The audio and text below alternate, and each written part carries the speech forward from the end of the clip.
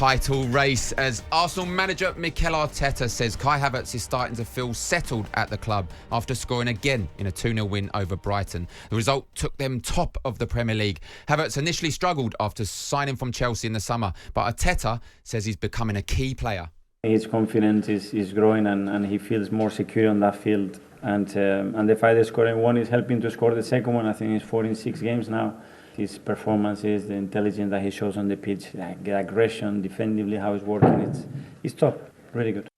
So, for someone who hates Kai Havertz, Rory Jennings, are you eating humble pie now? Also, I don't. I'm ambivalent. I'm ambivalent to Kai Havertz. I just think he's a distinctly average footballer. I don't rate him at all. You thought that at Chelsea as well? Yes, I was. Look, when Chelsea Won the Champions League for you? No, he was present when the Champions League was won, wasn't it? Like he won the Champions League for us in the way that Michy Batshuayi won the Premier League for us. He happened to score the goal in the final, but it's a lot of good work happens from a lot of good people to make both of those dreams come true. And Kai Havertz played a significant part, but nothing more spectacular than that. I would just, when Chelsea had the exodus in the summer, being totally frank, I was heartbroken that Mason Mount was leaving. I wanted Mason Mount to stay. I was open about wanting Mason Mount to stay. I don't wish him well now. I certainly don't wish his father well now. But I wanted him to stay because I rated him as a footballer, and I think Chelsea would have been a better team this year if Mason Mount had stayed.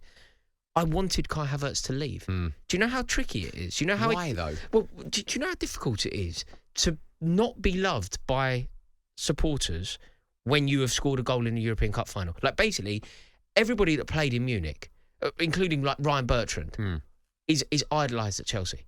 They go down in Chelsea folklore simply because they were part of that historic team. Yeah. Kai Havertz was so bad for so long and so infuriating for so long that he kind of scored a goal in Portugal to stop Man City winning the Champions League, to make Sergio Aguero cry, to bring London's second European Cup. Yep.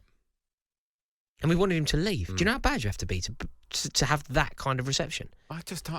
Obviously, you know more about him than I do. You're a big Chelsea supporter. I'm not. But when he was at Chelsea and Arsenal, I think that's the player he is.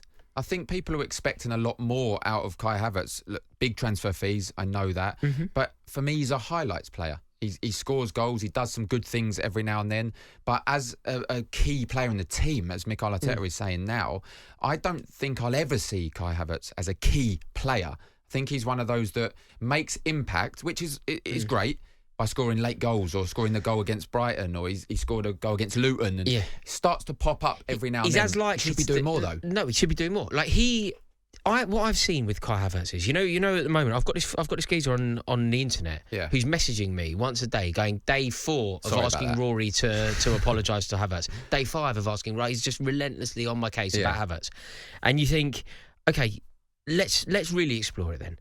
I've seen Kai Havertz, everything that's happening at Arsenal, he did for Chelsea. And we wanted him to leave. I've seen this all before. This isn't new territory. I've seen Kai Havertz score a really big last-minute winner for Chelsea against Newcastle at Stamford Bridge, in the way that he scored a really big last-minute winner for Arsenal at Brentford. Yeah. So I've seen this, and you think, okay, that's a moment. He's going to use that as a springboard to launch into his career, and he didn't. Underwhelming, doesn't score for another 10 games. I've seen him win Chelsea a European Cup, as you put it. You think, okay, next season he's going to be the man, isn't he? The confidence that's going to be instilled upon him with this significant contribution to football. History will be kind to him forever because of this that he achieved in Portugal. Nothing. No. I've seen him score hat-tricks at Stamford Bridge. Nothing. Like look, if you're prepared to say that he is maybe a moments player, a player that can have an impact but isn't really a mainstay of a team and isn't really to be relied upon, I would probably subscribe to that theory. Yeah. I would agree and concede that you're onto something. Yeah. He can play a part. But if there is a theory that he is going to be the difference, that Arsenal didn't win the league last year, they were very close, they did very well, they nearly won it, but ultimately they capitulated. If for some reason anyone is suggesting that the reason that they won't capitulate this year is Kai Havertz, he is a cowardly footballer. He will shrink. He will not rise to... like Declan Rice, a warrior. Declan Rice is a difference maker. Yeah. Kai Havertz is not that. So no, I concede that he's in a rich vein of form. I concede that he's doing okay. But I am sure that there will be some infuriating moments for Arsenal fans just around the corner waiting for them. Let's talk about Arsenal themselves then in a title challenge. They're now top of the league. We had Darren Bent on in the second section of the show, and I asked him if at 0-0 at half-time, was he concerned? And he said no, because we've got players who can win football matches, and we've got a manager who seems to know what he's doing now. If they beat Liverpool at Anfield on Saturday, do you think they are now favourites for the title? I actually don't think that the general consensus of like the footballing consciousness will see Arsenal as being favourites, even if that result goes their way. I still think the majority of people will say City. I think they're favourites because I think they'll win the league. But I think that if anybody is edging towards Arsenal being favourites, there is something huge, isn't there? In terms of making a statement to the Premier League, going away to Anfield on a Saturday night under the floodlights, just before Christmas, an intense atmosphere, the two teams vying for top of the league. Whoever wins that game will be top of the league. If Arsenal win that game, very difficult to look past them, I think. Another disappointment for Pep and his players, Rory. They've only won one of their past 6 league games. Are they in a crisis? Yeah, they're in a crisis in a... If we define the word to fit them, they're not in a crisis in the way that Sheffield United are in a crisis. They're not in a crisis in the sort of true sense of the word, but they're in a crisis for their aspirations, yeah. You can't drop points the way that they're dropping points. You can't drop points from a 2-0 lead against Crystal Palace. Like, you just can't do that. And it's happening time and time again. There seems to be a vulnerability to City now. Like, when you think about the teams that they've dropped points to, they're not acceptable situations. So, yes, I think there is a problem.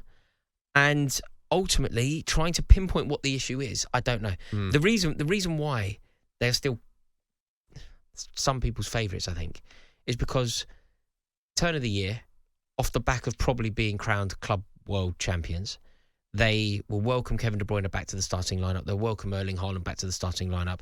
And some people will say, off the back of that, normal service will be resumed. They will go and win 14 in a row. And if they do that, they'll win the league. You know, the 5 points is insignificant when you're winning 14, 16 in a row. But I don't know if that's going to come. I think Ruben Diaz looks all over the place. You know, in terms of like the heart of the team, the spine of the team. One of the reasons that they were so successful last year, if you were to try and pinpoint what was it about City, I think the easiest thing to do is kind of go, well, the goals, Haaland, and it's completely true. But there is another asset to their brilliance. They don't concede goals. Last year. They were so miserly at the back, weren't they? They did not concede. And part of the reason that they didn't concede was because Ruben Diaz was the best centre-half in the world. He's terrible. He's terrible this year. Guardiola looks all over the place at fullback. You can get at them. Yeah. You know, Rodri looks overworked in there. Bernardo Silva is a central midfielder. I love Bernardo Silva. I think he's sensational, but not really in the position he's playing. There is a vulnerability. There is a serious vulnerability. And when they come back from Saudi, there is a chance that they're going to be 10 points off the title, depending on how results go. If they come back and they're 10 points behind Arsenal, I think everyone then's got to go, hang on a minute. Arsenal must have learned from what happened last year. They must be ready for this now.